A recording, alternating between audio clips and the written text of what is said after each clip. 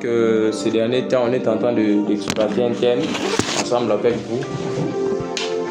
Un thème qu'on a puisé dans le livre des Corinthiens. Alors, lisons un peu notre verset de base. 1 Corinthiens chapitre combien? Chapitre combien? 3. 16 à 17. Nous lisons au nom de notre Seigneur et Sauveur, Yeshua Mashiach. Ne savez-vous pas que vous êtes le temple de Dieu et que le Saint-Esprit de Dieu habite en vous? Si quelqu'un détruit le temple de Dieu, Dieu le détruira, car le temple de Dieu est saint et c'est ce que vous êtes. D'accord?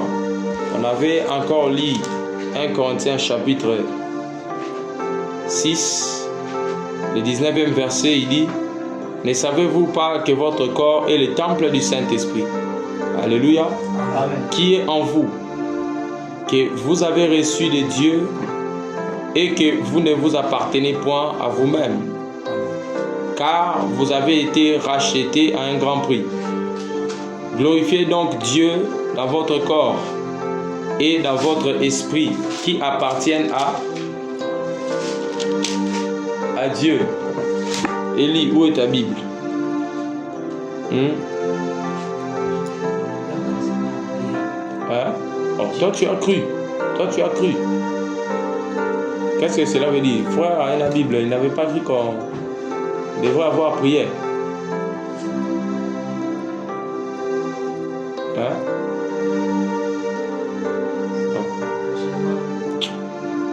Voilà, on lit encore 1 Corinthiens chapitre 6. Toujours à partir du 10e verset. Donc je commence par le 9e, je lis au nom de Jésus. Il dit: ne savez-vous pas que les injustes n'hériteront point le royaume de Dieu? Ne vous y trompez pas, ni les débauchés, ni les idolâtres, ni les adultères, ni les efféminés, ni les homosexuels, ni les voleurs, ni les cupides, ni les ivrognes, ni les outrageux, ni les ravisseurs n'hériteront le royaume de Dieu. Il dit: et c'est ce que vous étiez, quelques-uns d'entre vous. Mais vous avez été lavés, mais vous avez été sanctifiés, mais vous avez été justifiés au nom du Seigneur Jésus-Christ et par l'Esprit de notre Dieu. Alléluia. Voilà, je crois. La fois passée, on a largement parlé là-dessus. On a fait une introduction qui était vraiment pleine de grâce. Et je me demande si vous avez compris, et non pas seulement compris, mais si vous avez aussi eu le temps de lire, de méditer, d'essayer un peu de chercher à comprendre la pensée qui était cachée derrière l'interprétation ou la prédication qui vous a été donnée la fois dernière. Mais qu'à cela ne tienne, nous continuons parce que le Seigneur nous a accordé la grâce de la vie de l'être de mouvement. Dans Actes chapitre 17, le 11e verset, il est dit que les Juifs qui étaient aberrés avaient, eux, des sentiments plus nobles que ceux de Thessalonique. Car ils reçurent la parole avec beaucoup d'empressement. Et ils examinaient tous les jours les Écritures, n'est-ce pas? Pour voir si ce que les apôtres les enseignaient était vraiment véridique ou encore conforme, n'est-ce pas, à ce qui était écrit ou ce qui a été annoncé depuis les temps anciens. C'est ça. Ils vérifiaient si l'enseignement que les apôtres leur donnaient était scripturaire, c'est-à-dire fondé sur les écrits des prophètes. Alléluia. Amen. Mais aujourd'hui, ce que nous remarquons, c'est que beaucoup de frères et sœurs ont perdu la vie de méditation, ils ont perdu la vie de lecture, ils ont perdu la vie de prière, ils ont perdu l'écoute. Et la Bible déclare dans le livre de Matthieu qu'il s'élèvera au 24e chapitre. Le Seigneur Yoshua dit qu'il s'élèvera une foule, n'est-ce pas, des faux prophètes qui feront quoi? Qui séduiront plusieurs, qui égareront plusieurs personnes. Les élus ne peuvent jamais être égarés, frère. Alors, non, il est écrit qu'ils feront des miracles jusqu'au point de séduire, s'il était possible, les élus. Il faut bien interpréter les Écritures, frère. Alors, c'est le frère Paul qui vient encore insister ou donner un peu plus de tonus sur la prophétie que Yoshua avait donnée. Il dit qu'il arrivera des temps où des gens abandonneront la saine doctrine pour embrasser les doctrines des démons. Je crois, c'est dans les épîtres au Timothée, dans la lettre qu'il avait destinée à Timothée. C'est là où il dit, je crois, dans 2 Timothée, je crois. Il dit que il arrivera le temps où les gens abandonneront la foi pour s'attacher à des doctrines des démons. Parce qu'ils se donneront une foule de docteurs plutôt. Et il est dit que tous ces docteurs leur enseigneront des choses qui les chatouillent les oreilles, des choses qui n'amènent pas à la repentance, des choses qui n'amènent pas à la conversion, des choses qui n'amènent pas à la transformation de l'être intérieur. Alléluia. Amen. Jésus a dit que je suis venu au nom de mon Père, mais vous ne m'avez pas reçu. Mais plusieurs autres viendront à leur propre nom, mais vous le recevrez. Alléluia. Amen. Donc le Fils de l'homme annonçait prophétiquement les temps où l'égarement, la séduction et cause à la makasi parmi les peuples de la terre. La Bible dit, est-ce qu'au jour de l'avènement du Fils de l'homme, trouvera-t-il encore de la foi? Nous savons, vous et moi, que la foi, elle vient de ce qu'on entend. Et ce qu'on entend vient de la parole de Christ. C'est de la parole d'Amashia que vient la véritable foi. Romains chapitre 10, verset 17. Que Dieu te bénisse.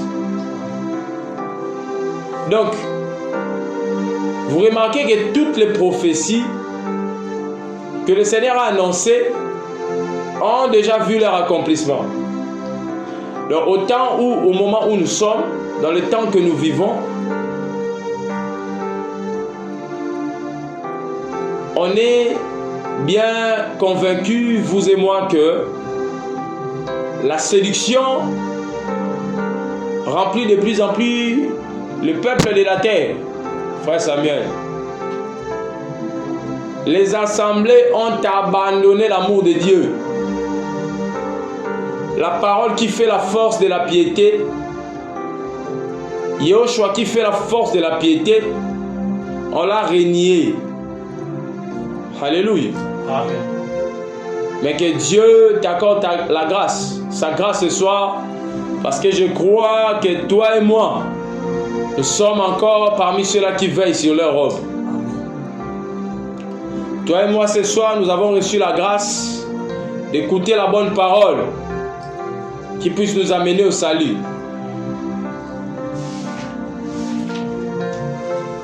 La Bible dit veillez et priez pour ne pas tomber à la tentation.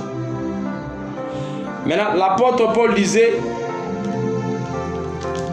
que c'est nous, n'est-ce pas, les croyants, qui sommes le temple de Dieu. Alléluia. Amen. C'est nous qui sommes l'habitation de Dieu. C'est nous qui sommes la maison de Dieu. Et que Dieu habite en nous par son esprit. Et laisse-moi te dire que c'est une grâce que d'être habité par l'Esprit de Dieu. C'est pourquoi ensemble avec vous, on était rentré au temps de la loi, n'est-ce pas? Au temps de Moïse et les prophètes, qui a reçu l'ordre venant de la part de Yahweh de bâtir, de construire une tente, une maison démontable, et que Dieu devait habiter parmi son peuple dans le tabernacle. Et je crois qu'on a donné beaucoup de détails là-dessus, que je ne vois pas pourquoi je vais revenir encore là sur ce point. Nous avons expliqué l'origine du tabernacle qui était venu du ciel, d'auprès de Dieu. Alléluia. Amen. Et nous avons expliqué comment le tabernacle devait être construit suivant les modèles. Et que c'était une offrande qui devait venir auprès du peuple. Et nous avons dit que c'était la reproduction de ce qui a déjà existé ou existe encore dans le ciel. Parce que Moïse avait vu cela. Et c'était au sommet de la montagne. C'est là où on vous a exhorté de mener une vie de sainteté, une vie de sanctification, une vie de prière, de profondeur, une vie d'intimité avec le Seigneur. Pourquoi on a dit que toutes les grâces excellentes, toutes les révélations, les bénédictions, les promesses de Dieu ne peuvent être matérialisées que lorsque nous nous trouvons d'une manière permanente dans la présence de Dieu. Nous avons expliqué comment Moshe devait recevoir la loi au sommet de la montagne. Comment la gloire de Dieu au temps d'Élie le Tishbite devait se manifester toujours au sommet de la montagne. Alléluia. Amen. Et aussi de même que Yohanan l'apôtre, le dernier qui était resté, devait recevoir la révélation de Yoshua toujours dans les lieux élevés, n'est-ce pas? Il est écrit que j'étais dans l'île appelée Patmos. Pourquoi? Pour la cause de la parole de Dieu. Moi, votre frère qui y est part à la tribulation. Mais il dit que ce jour-là, il fut ravi en esprit. Parce qu'il a entendu une voix qui lui dit: monte ici et je te ferai voir.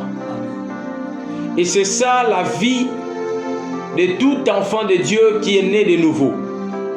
N'est-ce pas? On est né de nouveau. On a connu la nouvelle naissance, la naissance d'en haut. Et c'est cela notre identité, notre vie spirituelle avec le Seigneur. Et quiconque a compris la position qu'il occupe par rapport à sa foi en Jésus ne peut jamais être écrasé par les démons, ne peut jamais être dominé par le péché, ne peut jamais être asservi par quoi que ce soit. Parce qu'il est écrit que celui qui est né d'en haut, il est semblable à un vent qui souffle. Personne ne peut le maîtriser.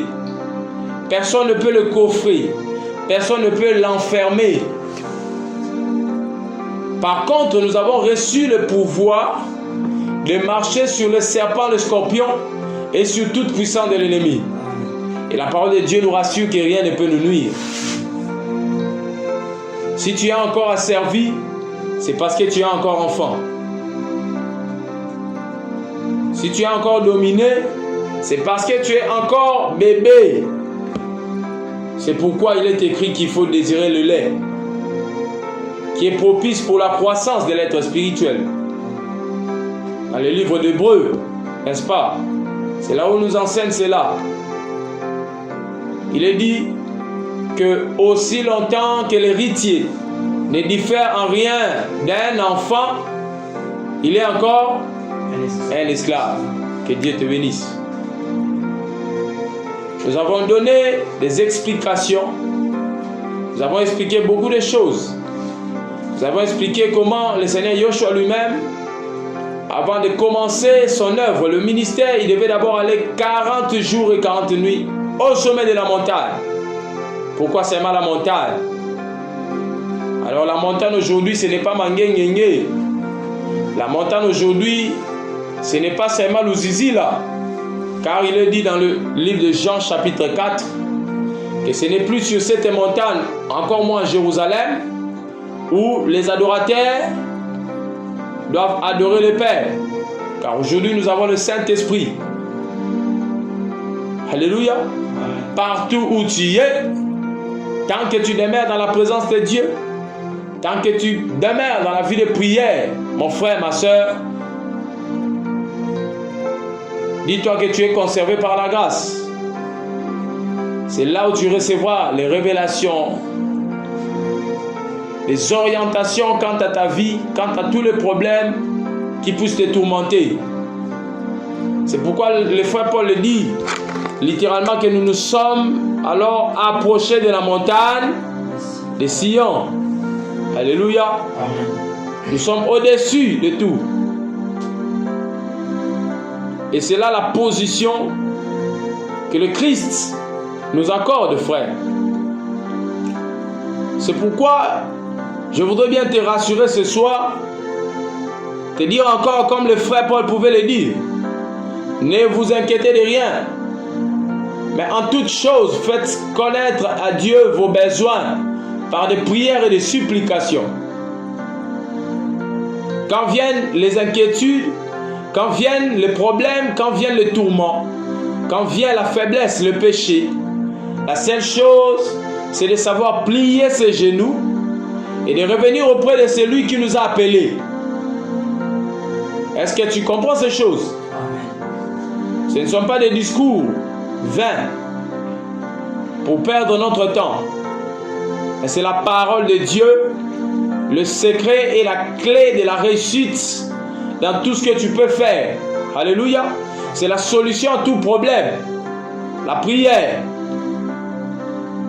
La parole de Dieu déclare dans le livre de Josué, chapitre 1er, du 8e au 10e verset, que ce livre de la loi ne s'éloigne point de ta bouche, mais plutôt médite le jour et nuit, afin que tu agisses fidèlement selon ce qui y est écrit. Et Dieu affirme que c'est alors que tu auras du succès dans tes entreprises. C'est alors que tu feras quoi? Tu réussiras. Alléluia. Que Dieu te bénisse. Est-ce que quelqu'un veut réussir ce soir? Amen. Est-ce que quelqu'un veut réussir dans sa vie? Amen. Est-ce que quelqu'un veut réussir dans ses entreprises? Amen. Dans ses études? Amen. Dans tout ce que tu entreprends? Alors voilà le secret. Il faut que tu sois continuellement en harmonie avec la parole. S'il y a un guide infaillible, un guide qui n'échoue jamais, c'est la parole de Dieu. Quiconque met sa foi en la parole n'échoue jamais. Alléluia. On a expliqué largement sur la montagne, bien que ce n'était pas la base de notre enseignement, mais nous n'avons pas manqué à dire là-dessus. Nous avons parlé de Moshe au sommet de la montagne. Nous avons parlé du Seigneur Jésus lui-même au sommet de la montagne. Et nous avons expliqué pourquoi Moïse le prophète devait quitter la terre, quitter le monde, pour s'éloigner à un lieu élevé.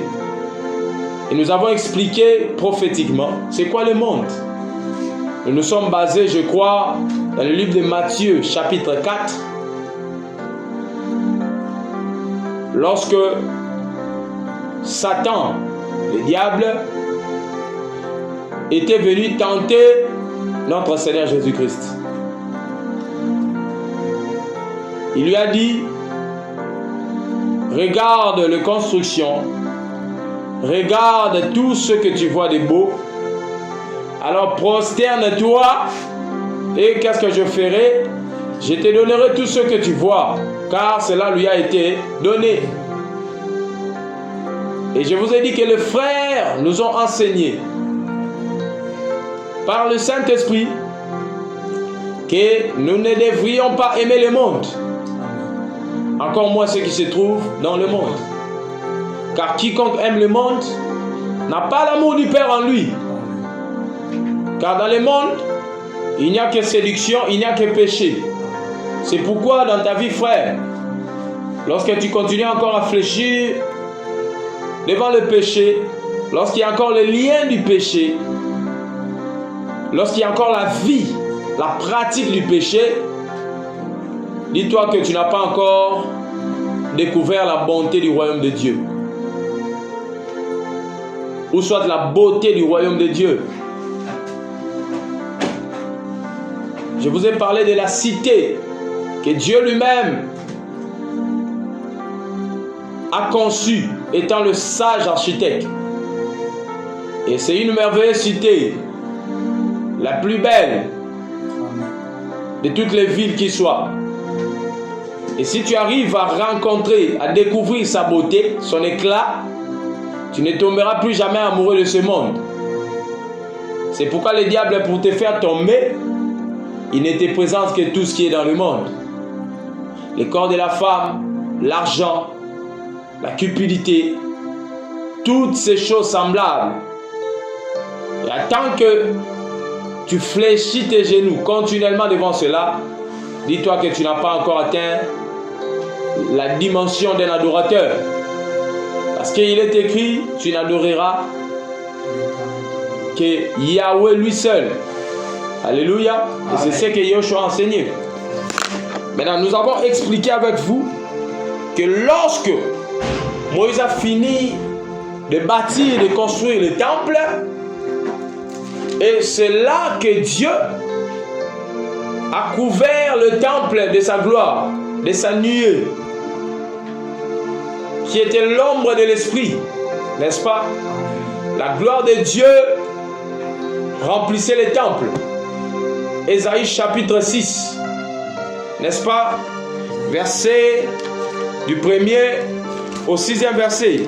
Il dit, au temps de la mort du roi Osias, je vis Adonai assis sur son trône, et le pan de sa robe remplissait le temple. N'est-ce pas? Partout où Dieu règne, il y a sa gloire qui règne. Partout où Dieu domine, il y a sa gloire qui règne. Et là où règne la gloire de Dieu, il y a la sanctification. Là où règne la gloire de Dieu, il y a la sainteté. Là où règne la gloire de Dieu, il y a la pureté. C'est pourquoi vous verrez dans la parole, le premier don que le Seigneur accorde à un homme, c'est la vie éternelle. Est-ce qu'on peut dire Amen? Amen. Et la vie éternelle est attestée avant tout par la rémission des péchés. Dieu fait de toi un homme saint. Maintenant, au temps de Moïse, nous avons lu avec vous, c'était Exode chapitre combien? 40, versets 33 à 34. Que Dieu te bénisse. Moïse avait construit selon les modèles. Et lorsqu'il a fini, Dieu était descendu. Dieu était venu habiter dans le temple pour marquer sa présence, pour marquer sa gloire, pour marquer sa grâce, son soutien à son peuple. Et vous conviendrez avec moi que lorsque Dieu était au milieu d'Israël, dans le temple, rien ne manquait à Israël. Alléluia. Amen. Israël avait, lorsqu'il péchait, l'expiation de ses péchés.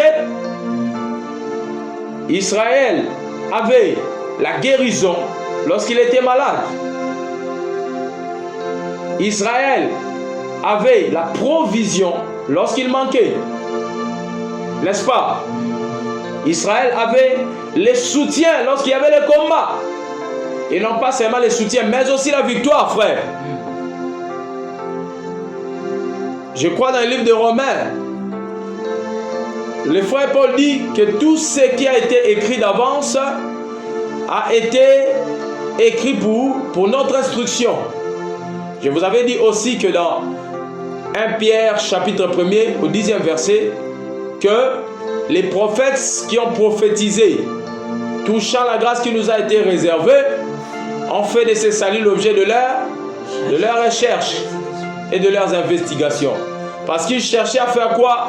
À sonder les époques qui ont été marquées par l'Esprit du Christ qui était en eux. Mais la Bible dit que cela ne leur a pas été donné. Mais c'était plutôt pour nous qu'ils avaient prédit ces choses en avance.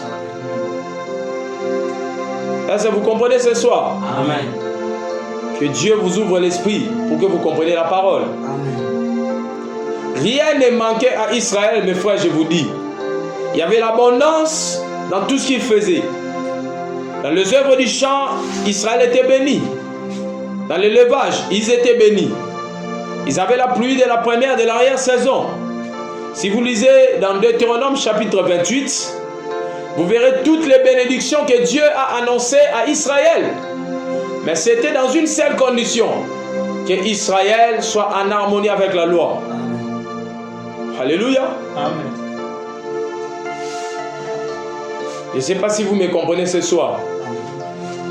Mon souci, c'est que vous me saisissiez. Je vous ai dit ici, il est malheureux celui qui ne comprend pas la parole de Dieu.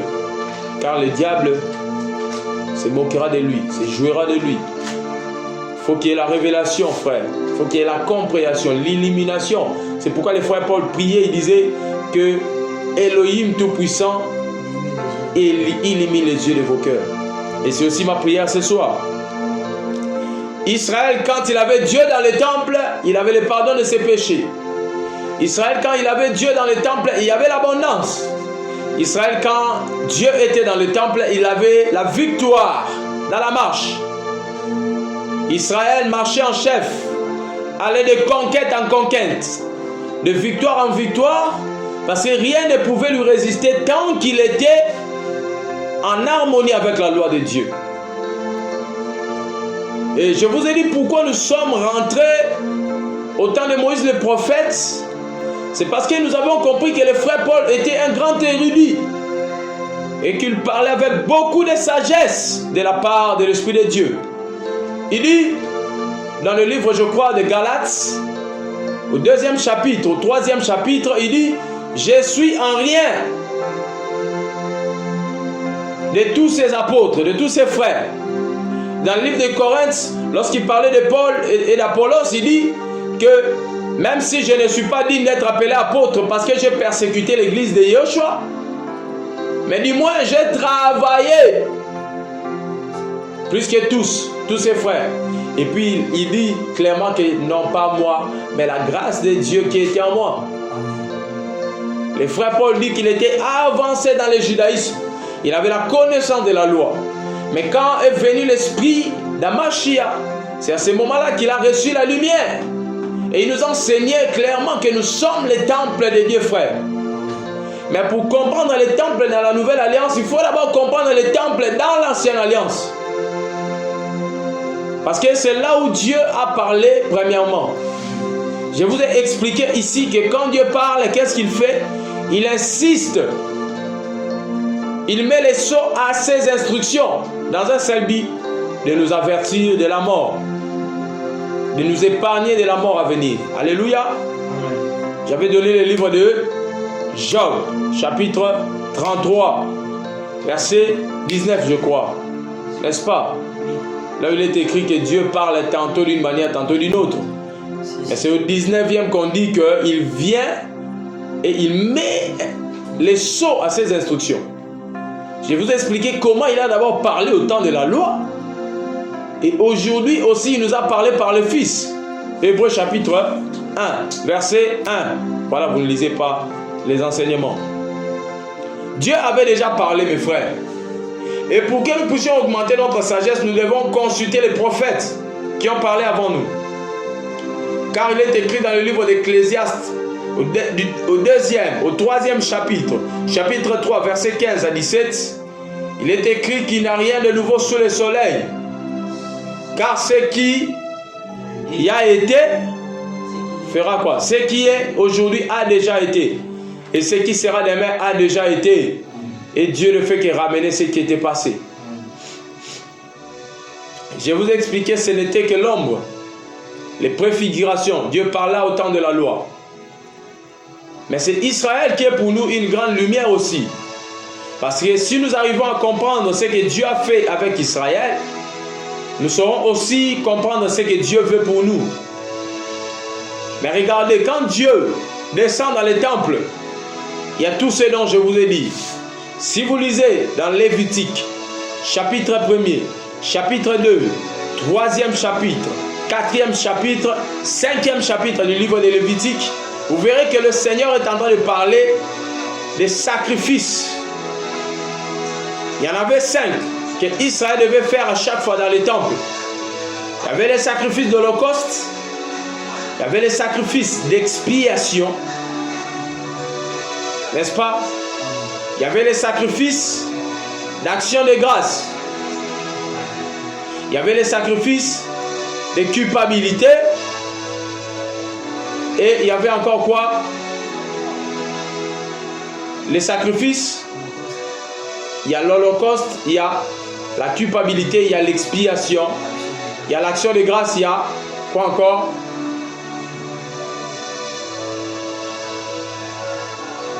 Voilà, que Dieu vous bénisse.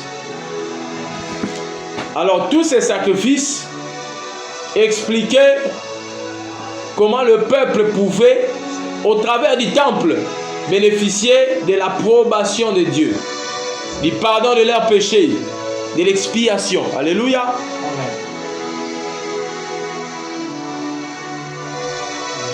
Dieu, quand il habite dans le temple, c'est l'expression de la grâce. N'est-ce pas? Mais je vous ai expliqué que le premier temple de Dieu, c'était qui? C'était Adam.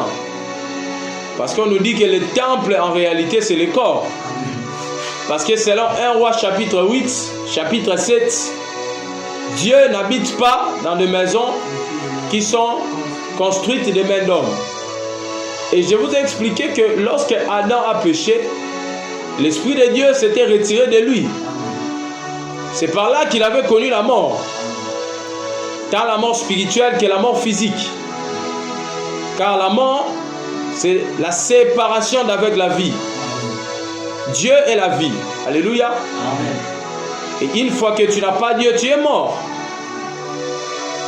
Maintenant, les soucis de Dieu, je vous ai dit, c'était d'habiter avec son Père. D'habiter dans son temple. C'est pourquoi je vous avais dit que Dieu était maintenant à la recherche de l'homme. Et qu'est-ce qui attirait Dieu vers sa créature? C'était l'amour, n'est-ce pas? Jean 3,16. Qu'est-ce qu'il est dit là-bas? Car Elohim a tant aimé le monde qu'il a donné son Fils afin que quiconque croit en lui ne périsse point, mais qui ait la vie éternelle. Ce qui a attiré Dieu vers l'homme, ce qui a attiré Dieu vers la terre, ce qui a attiré Dieu vers l'humanité, ce n'était rien que l'amour. Car Dieu a tant aimé qu'il a envoyé le Fils afin que le monde soit sauvé par lui, n'est-ce pas? Maintenant, regardons dans la prophétie. comment Dieu annonçait d'avance qu'il allait lui-même venir pour habiter et entrer dans son temple. Et c'est par là que vous arriverez à comprendre précisément, clairement la pensée de l'apôtre Paul. Ce n'est qu'un seul verset, mais qui cache beaucoup de vérités. Alléluia. Amen. Et c'est lui qui arrive à comprendre toutes ces vérités. Mon frère, laisse-moi te dire, il marche dans la lumière. Parce qu'il est écrit, je suis la lumière du monde. Celui qui me suit ne marchera plus jamais dans les ténèbres, mais il aura la lumière éternelle de la vie. Quand Yoshua prêchait en Jérusalem, il pouvait dire que je te loue, Père. Est-ce que tu as caché ces choses aux sages et aux intelligents de ce monde, et de ce que tu les as révélés à ses plus petits? C'est lui qui a reçu la révélation de la parole de Dieu, de qui est Yehoshua. Il est heureux, il est béni. C'est pourquoi dans Matthieu chapitre 16, le Seigneur Yehoshua lui-même, il dit à Shimon Petros que tu es heureux, Simon fils de Jonas. Heureux. C'est que le frère Shaw a traduit que béni soit celui. Là on dit heureux celui qui procure la paix. Heureux celui qui entend la parole de cette prophétie. Heureux celui qui a soif, car il sera rassasié. Cet heureux là veut dire béni soit celui. Alléluia. C'est pourquoi quand Dieu dit heureux es-tu Simon fils de Jonas, il lui dit que tu es béni, toi Simon fils de Jonas, parce que ce n'est pas la chair ni le sang qui t'ont révélé ces choses, mais c'est par contre l'Esprit de Dieu, frère. C'est pourquoi je prie le Seigneur qui nous révèle encore le mystère de son Esprit. J'ai remarqué une chose, lorsqu'on prie, ici on invoque le Saint-Esprit, il y a encore la lourdeur. Cela veut dire que dans la tête, quelque chose n'est pas encore déclenché. On n'a pas encore compris ce que l'Esprit est venu faire, ce que l'Esprit fait en réalité dans nos vies. Alléluia. Mais je crois que par la grâce de Dieu, demeurant dans l'enseignement, nous arriverons à faire quoi? À saisir cette grâce. Nous lisons maintenant Ésaïe chapitre 35, à partir du 2e jusqu'au, je lis à partir du 1er jusqu'au 6e verset. Nous lisons au nom de Jésus. Vous y êtes? Voilà, vous n'ouvrez même pas vos Bibles. Je lis au nom de Jésus. Les déserts, je voudrais que vous lisiez ensemble avec moi.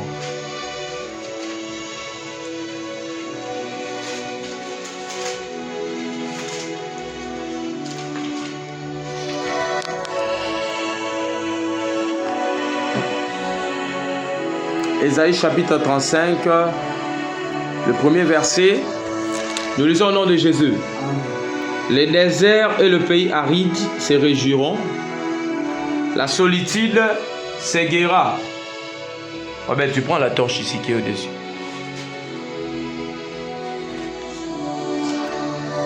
Voilà, lisons encore au nom de Jésus. Les déserts et le pays aride se réjouiront, la solitude s'égaira et fleurira comme un narcisse. Elle se couvrira de fleurs et tressaillira de joie, avec chant d'allégresse et cri de triomphe. La gloire du Liban lui sera donnée, la magnificence du Carmel et de Saron.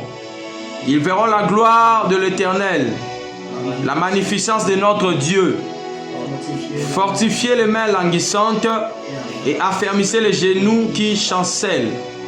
Dites à ceux qui ont le cœur troublé, prenez courage, ne craignez point votre Dieu.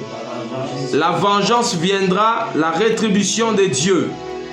Il viendra lui-même et vous sauvera. Soulignez ces versets, saisissez-là.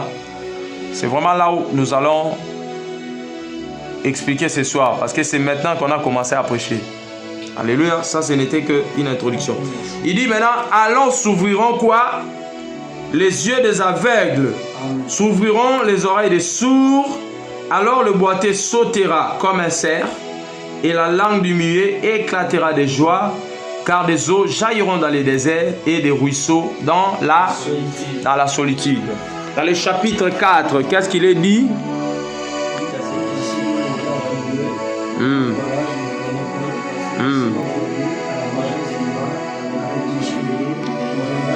Il viendra qui? Voilà.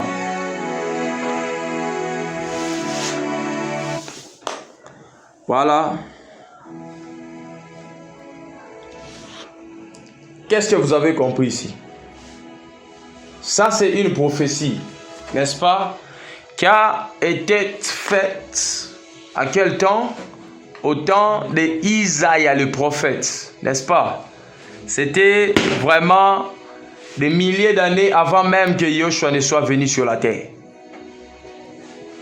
Souvenez-vous que Ésaïe, c'est le prophète qui a prophétisé avant que Israël n'aille en captivité. C'est que vous devez saisir que dans les prophètes de la Bible, il y a le prophète avant la captivité. Il y a les prophètes avant et pendant la captivité, ceux qui ont commencé à prophétiser avant qu'Israël n'aille en captivité, et ceux qui ont continué à prophétiser pendant qu'Israël était en captivité. Et il y a des prophètes qui ont prophétisé après la captivité, entre autres Malachi. D'accord? Mais Ésaïe a prophétisé au temps des rois, parce que la classification de Louis II est dans un désordre. D'accord, par rapport à l'histoire chronologique, aux événements chronologiques de la Bible. Il dit au temps de la mort du roi Osias. Cela atteste que Ésaïe prophétisait au temps des rois. C'est pourquoi, si vous voyez le roi Ézéchias, c'était Isaïe le prophète qui était venu lui annoncer la mort, n'est-ce pas? C'était Ésaïe. Il prophétisait déjà au temps d'Ézéchias. Parce que beaucoup de gens n'arrivent pas à comprendre la chronologie, la suite logique des événements de la Bible. Maintenant, regardez déjà à partir de son temps. Dieu annonçait par la bouche de son prophète qu'il viendra lui-même pour sauver son peuple. Parce que le sang des boucs et de taureaux n'avait pas pu sauver le peuple. Parce que si c'est là ou si tel était le cas, Dieu ne serait pas venu. N'est-ce pas? Mais si Dieu vient, c'est parce que les sacrifices anciens n'avaient pas pu sauver. Maintenant, Dieu dit qu'il viendra lui-même. Il viendra parmi son peuple. Et c'est lui qui sauvera son peuple. Il dit, il viendra lui-même et il vous sauvera. Ça, c'est Ésaïe qui prophétise. Et n'oubliez pas que dans le livre de Pierre, il est dit que ce n'est pas par une volonté d'homme qu'une prophétie est venue, mais c'est poussé par l'Esprit que les hommes ont parlé de la part d'Élohim. C'est pourquoi aujourd'hui, nous préférons mieux rester loin de tous ces prophètes qui disent « Est-ce que je peux prophétiser? Est-ce que je peux? Est-ce que je peux? Est-ce que je peux? Est-ce que tu me permets? Est-ce que je? » Nous comprenons que ce n'est pas l'Esprit de Dieu qui parle en lui, mais c'est l'homme qui parle. Parce que quand les prophètes annonçaient, ils disaient ainsi, dit Yahweh des armées. Alléluia. Amen. Bon, là n'est pas notre sujet. Mais regardez, je voudrais que vous compreniez une chose. Qu'au temps de l'Alliance, la foi était aussi basée sur les promesses, n'est-ce pas? Amen. Parce que ça, c'est aussi une promesse. Une promesse que Dieu a faite. Qu'il devait venir lui-même et que il devait habiter parmi son peuple. N'est-ce pas? Oh, Botikali qui vient bonner. Qu'est-ce que vous écrivez?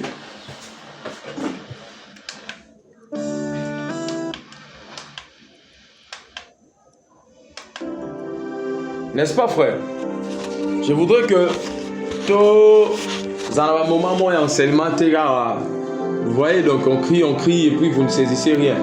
Mais nous voulons de temps en temps que le Seigneur nous accorde grâce tout ça l'habitude, il y a l'étude de la parole. On prend une écriture, on partage, on insiste sur cette écriture. C'est pourquoi mon souhait serait que vous ayez tous vos Bibles. Quand on donne une écriture, vous lisez, vous soulignez, vous marquez si c'est si important que ça. Et l'habitude de lire. Et venez toujours en prière avec vos Bibles. Qu'on l'utilise ou pas, veillez toujours à porter vos Bibles. Parce que nous suivons le mouvement de l'esprit. On peut venir ici, Dieu nous dit de prier uniquement. On peut venir ici, Dieu nous dit d'enseigner. On peut venir ici, Dieu nous dit de prier pendant 1 heure, d'enseigner pendant autant de moments. D'accord? Il faut toujours apporter vos Bibles. Mais regardez, Dieu dit qu'il viendra lui-même. Et il fera quoi? Il habitera parmi son peuple. Il fera quoi? Il sauvera son peuple. Alléluia. Parce que à chaque fois qu'Israël péchait, qu'est-ce qui s'est passé? Dieu s'est retiré de son peuple. Dieu livrait son peuple sous la domination de l'ennemi. C'est pourquoi j'aimerais dire à un frère ce soir, si dans les combats de ta vie, tu n'arrives pas à vaincre, si dans les combats de ta vie, tu es toujours le perdant, le plus faible, c'est parce que de temps en temps, il y a encore des péchés que tu manifestes. C'est un principe divin que le diable connaît aussi. Que à chaque fois qu'il y a le péché parmi le peuple, qu'est-ce qui se passe? Le peuple devient faible. Le peuple est éloigné de l'approbation de son Dieu. Alléluia. Je ne sais pas si vous vous souvenez de l'enseignement que je vous ai donné, de la prédication que je vous ai donnée l'autre fois sur les exigences du combat. Est-ce que je vous ai déjà parlé de ça? Ah non. C'était dans une réunion, dans une nuit de prière. L'excellent ma frère Enoch, je leur avais parlé des exigences du combat. Ce qui faisait que Israël soit fort, encore plus fort dans le combat, et ce qui faisait que Israël devienne faible. Mais bon, que Dieu vous bénisse. Maintenant, regardez encore une autre écriture. Nous sommes dans Malachie chapitre 3, au premier verset. Je voudrais qu'on lise ensemble. Malachie chapitre 3, au premier verset. Maintenant, au temps de Malachie, Dieu annonce encore qu'il viendra. Mais cette fois-ci, il donne une autre précision que Ésaïe le prophète n'avait pas annoncée en son temps. Il vient éclaircir la prophétie de Ésaïe le prophète. Il vient donner la lumière. Est-ce que vous y êtes? Malachie 3, premier. Je lis au nom de Jésus. Il dit, voici, j'enverrai mon messager. Il préparera le chemin devant moi. Et soudain entrera dans son temple le Seigneur que vous cherchez. Et le messager de l'alliance que vous désirez. Voici, il vient, dit l'Éternel des armées. Vous saisissez. Voici, j'enverrai mon messager. Il préparera le chemin devant moi. Et soudain entrera dans son temple le Seigneur que vous cherchez. Et le messager de l'alliance que vous désirez. Voici, il vient, dit l'Éternel des armées. Dans tous ces temps, pendant tout le temps de la loi, Dieu n'était pas encore revenu au milieu de son peuple. Parce que le péché qui dominait sur Israël, le péché qui continuait à se manifester en Israël, ne faisait que éloigner Dieu de son temple. C'est pourquoi, à cause du péché, Dieu a décidé de livrer Israël à Babylone et que les temples à Jérusalem soient détruits. Là, je vous donne un devoir d'aller lire les livres de Jérémie, les livres d'Ézéchiel. C'est là où vous verrez que, à cause du péché, Dieu avait livré Israël en captivité et avait fait détruire le temple. Vous comprenez maintenant comment les frères Paul enseignaient. Quand je vous dis qu'il était tellement avancé, c'est parce que je parle en connaissance de cause. Quiconque détruit le temple d'Élohim, Dieu fera quoi? Il les détruira. Et si vous regardez bien, ce ne sont pas de nouvelles choses. qui sont prêchées seulement par l'apôtre Paul. Mais ce sont des choses que Dieu a commencé à prêcher depuis le prophète. Vous verrez que c'est parce qu'Israël a profané le temple que Dieu l'a livré en captivité. Oh, que Dieu nous fasse grâce de parler selon sa volonté. Ézéchiel, chapitre combien? Chapitre combien? Chapitre combien? Chapitre Ézéchiel. Voilà, vous verrez comment les temples étaient détruits, comment il y a eu profanation dans les temples, comment Israël, voilà, comment Ézéchiel chapitre 8, comment Israël commençait à profaner les temples, frère. Si vous voulez mieux comprendre la parole, comprendre le mouvement de Dieu, vous devez comprendre la marche de Dieu avec Israël. Alléluia. Amen. Israël, c'est le modèle que Dieu nous a donné, frère.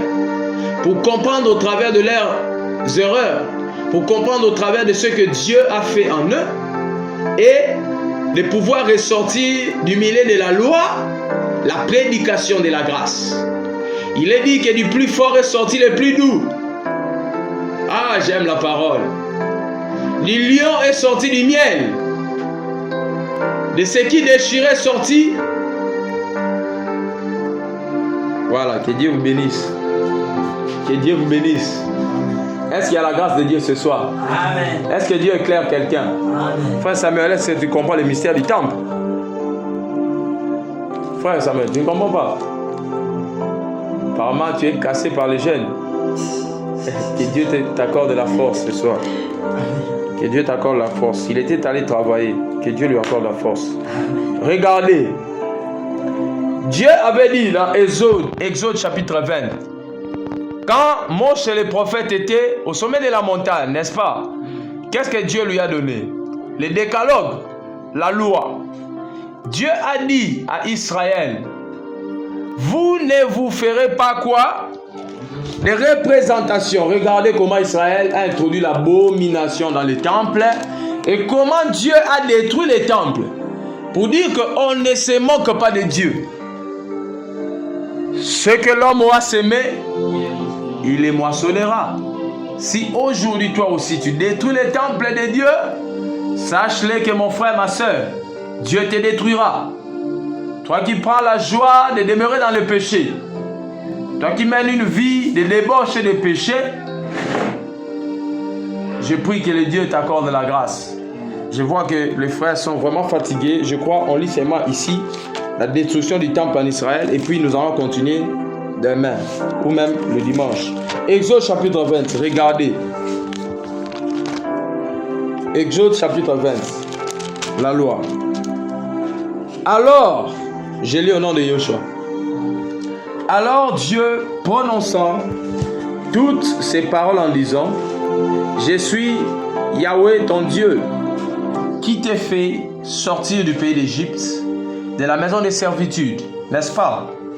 Tu n'auras pas d'autre Dieu devant ma face. Tu ne te feras point d'image taillée, ni de représentation quelconque, des choses qui sont en haut dans les cieux, qui sont en bas sur la terre, et qui sont dans les eaux plus bas que la terre. Tu ne te prosterneras point devant elles, et tu ne les serviras point. Car moi, l'Éternel ton Dieu, je suis un Dieu jaloux, qui punit l'iniquité de père sur les enfants, jusqu'à la 3e et la 4e génération de ceux qui me haïssent. Alléluia. Maintenant, regardez, et Deutéronome chapitre 28. Il faut comprendre clairement ce que Dieu a fait avec Israël. Et quand nous parlerons maintenant de ce que l'apôtre Paul est en train d'enseigner concrètement, vous comprenez qu'il parlait de choses que Dieu avait déjà fait. Il parlait de choses qui ont existé même. Alléluia. N'est-ce pas que je vous ai déjà donné les livres de Actes des Apôtres, chapitre 28, 23 ou 23, 28. Là où l'apôtre Shaul Paulos dit, là où il est écrit que il leur fixa un jour où il les enseignait, cherchant dans la loi les psaumes et les prophètes pour les persuader de ce qui concerne le royaume du Père Céleste. Cela veut dire que quand Paul prêchait, il n'avait pas la Bible. Quand Paul enseignait, il n'avait pas les épîtres. Quand Matthieu prêchait, il n'avait pas encore des évangiles, frères. Ce sont les apôtres qui ont commencé à écrire, n'est-ce pas, à prêcher le message de la nouvelle alliance. Est-ce que vous me comprenez? Maintenant, regardez. Deutéronome, chapitre 28, à partir du 15e verset. Je lis au nom du Seigneur Jésus-Christ. Il dit, mais si tu n'obéis point à la voix de l'Éternel ton Dieu, d'accord? Si tu n'observes pas et ne mets pas en pratique tous ces commandements et toutes ces lois que je te prescris aujourd'hui, voici toutes les malédictions qui viendront sur toi et qui seront ton partage. Tu seras maudit dans la ville et tu seras maudit dans les champs. Ta corbeille et ta huche seront maudites. Les fruits de tes entrailles, les fruits de ton sol, les portées de ton gros et de ton menu bétail, toutes ces choses seront maudites. Donc vous aurez le temps de lire ça même à la maison. Dieu avait déjà dit d'avance que le jour où Israël s'écartera de sa loi, Israël sera maudit. Le jour où Israël détruira les temples, Elohim fera quoi? Il les détruira. Quiconque détruit les temples de Dieu, Elohim fera quoi? Les détruira. C'est ce que l'apôtre Paul prêche. Alléluia, frère. Amen. Maintenant, dans Ézéchiel chapitre 8, regardez ce que le prophète dit. Il dit, la 6e année, le 5e jour du 6e mois, je commence à partir du premier verset, comme j'étais assis dans ma maison, d'accord, et que les anciens de Juda étaient assis devant moi, la main du Seigneur, de l'Éternel, tomba sur moi. Est-ce que vous lisez avec moi? 2. Je regardais et voici, c'était une figure ayant l'aspect d'un homme. Depuis ses reins en bas, c'était du feu, et depuis ses reins en haut, c'était quelque chose d'éclatant, comme des reins polis. Il étendit une forme de main et me saisit par les cheveux.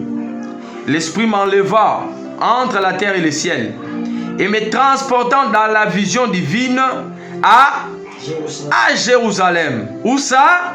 À l'entrée de la porte intérieure du côté du septentrion. Le septentrion, c'est le nord, d'accord? Où était l'idole de la jalousie, qui excite la jalousie de l'Éternel. Et voici la gloire du Dieu d'Israël était là, tel que je l'avais vu en vision dans la vallée. Il me dit, fils de l'homme, lève les yeux du côté du septentrion. J'ai levé les yeux du côté du septentrion. Et voici cette idole de la jalousie était au septentrion, de la porte de l'autel, à l'entrée. Et il me dit, fils de l'homme, vois-tu ce qu'ils font? C'est Israël. Les grandes abominations que commet ici la maison d'Israël, pour que je m'éloigne de mon sanctuaire. Ah, j'aime la parole de Dieu. Il dit, mais tu verras encore d'autres grandes abominations. Alors il me conduisit à l'entrée du parvis. J'ai regardé et voici, il y avait un trou dans le mur. Et il me dit, fils de l'homme, perce la muraille. Je perçai la muraille et voici, il y avait une porte. Et il me dit, entre et vois les méchantes abominations qu'ils commettent ici. J'entrai et je regardai. Et voici, il y avait toutes sortes de figures, de reptiles et de bêtes abominables. N'est-ce pas? Et toutes les idoles de la maison d'Israël peintes sur la muraille tout autour. Alors que Exode chapitre 20 interdisait strictement à Israël de faire des représentations des choses qui sont sur la terre, dans les ciels et en dessous des eaux. Mais Israël a représenté des reptiles. Israël a représenté l'image. Voilà comment Israël a commencé à détruire le temple de Dieu. Il dit qu'ils font des abominations pour que je m'éloigne de mon sanctuaire. Est-ce que quelqu'un croit que c'est lui qui est le sanctuaire de Dieu ce soir? Amen. C'est pourquoi lorsqu'il y a le péché dans le corps, qu'est-ce qui se passe? La gloire de Dieu se retire. Amen. La vie de prière devient difficile. Et c'est à ce moment-là que le diable prend accès. C'est pourquoi les frères ont dit, ne donnez pas accès au diable. Ces hommes étaient inspirés, frères. Il est écrit que toute écriture est inspirée de Dieu. Vous voyez maintenant comment Dieu se révèle. Regardez, il me dit, entre et vois les méchantes abominations qu'ils commettent ici. J'entrai et je regardais, et voici, il y avait toutes sortes de figures, des reptiles et des bêtes abominables. Et toutes les idoles de la maison d'Israël peintes sur la muraille tout autour.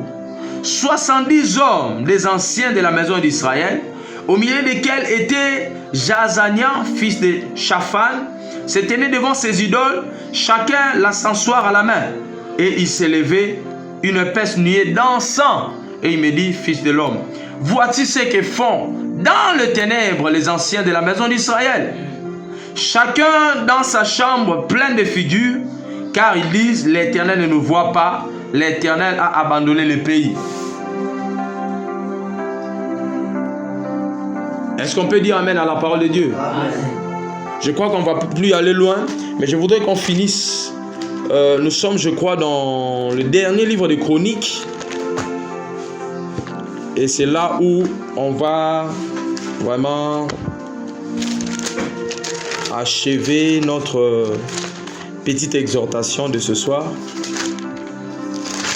Mon dit des fois, on conçoit de dire les choses autrement, et quand on est devant la face de Dieu, Dieu nous conduit aussi autrement. C'est pourquoi il faut toujours se laisser conduire par le Saint-Esprit. Alors, la déportation de Juda, à partir du verset... Bon, je commence à partir du 11e verset. D'accord?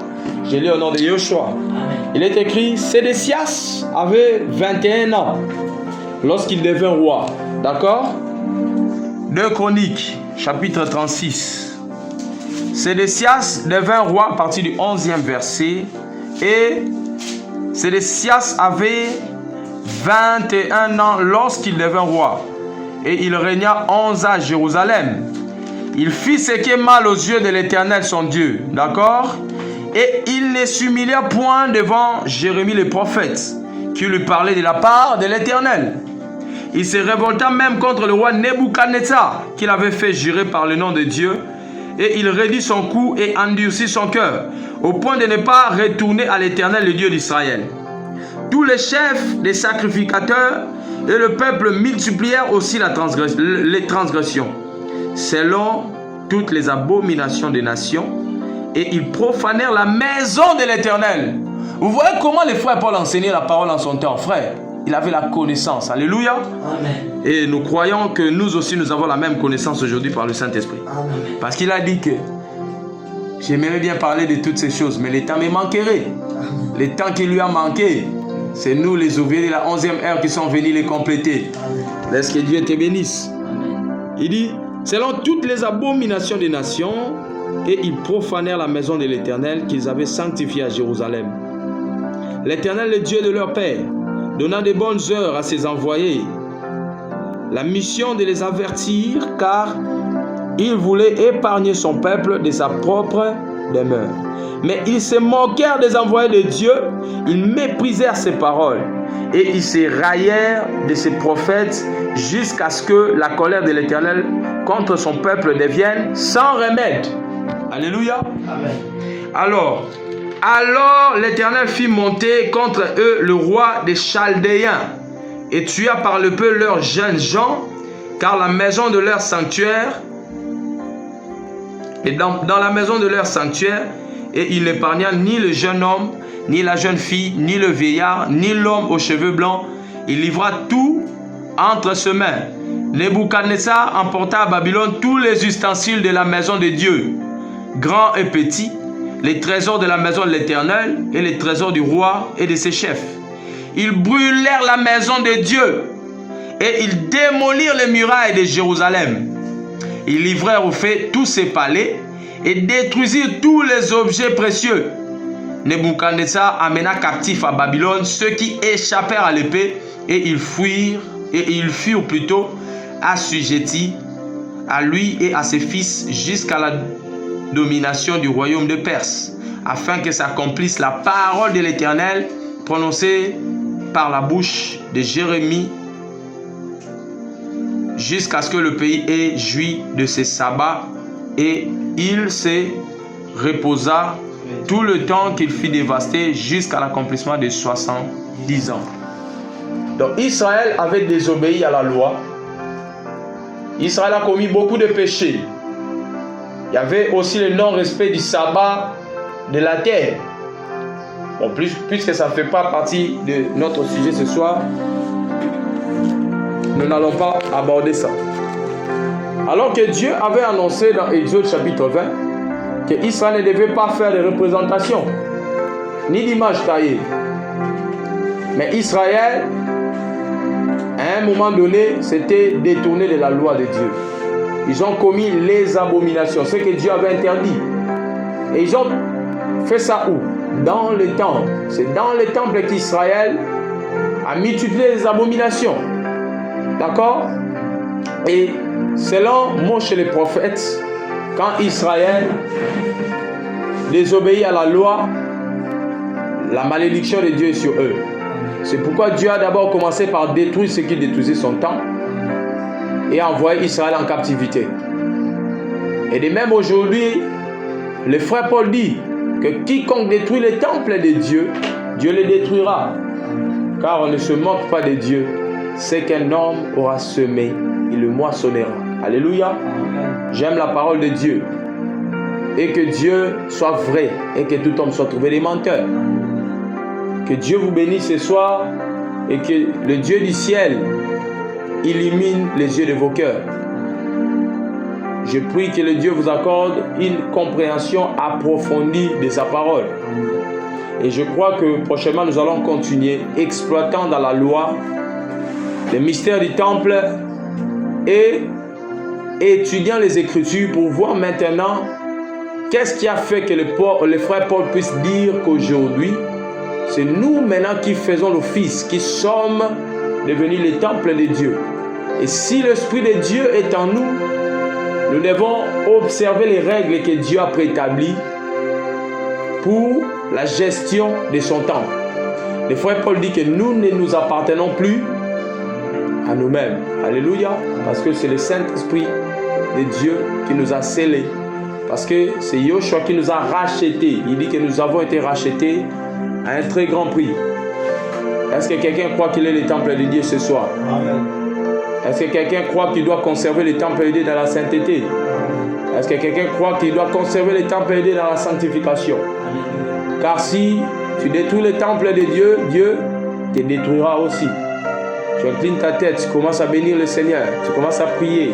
Que le Dieu du ciel t'accorde la force de demeurer dans le commandement, de conserver la grâce, de conserver la sainteté dans le temple, de conserver la pureté dans le temple. Et c'est là au nom de Jésus nous prions.